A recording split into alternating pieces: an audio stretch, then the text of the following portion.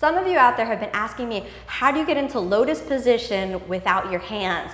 Well, you have to open the hip joints and keep a solid sense of balance in the posture. The only time you would really get into lotus position without your hands is if you're upside down. The easiest place for me to talk to you about that is in headstand. So I'll get into a nice headstand, then we can talk about that. If you're working on it from headstand, you have a solid foundation. Top of the head reaches to the ground, and then you inhale, send the pelvis forward, come all the way up, all right? So what we want to do is open the hip joint, so we don't just want to go directly into the lotus. Since we start with the right leg, you're going to send the left leg back, so that opens the hip joint.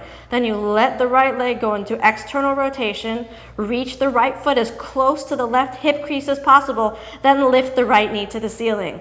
Then left hip goes into external rotation, and then you send the right hip back to make space.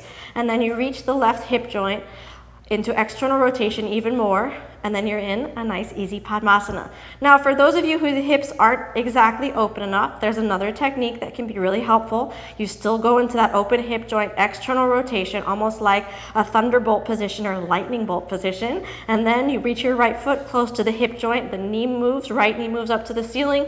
You might get stuck right here. What do you do if you get stuck here? You wiggle your foot, wiggle, wiggle, wiggle, wiggle, slowly all the way around, and then you can squeeze your Padmasana, squeezing the lotus position and coming into a nice easy balance.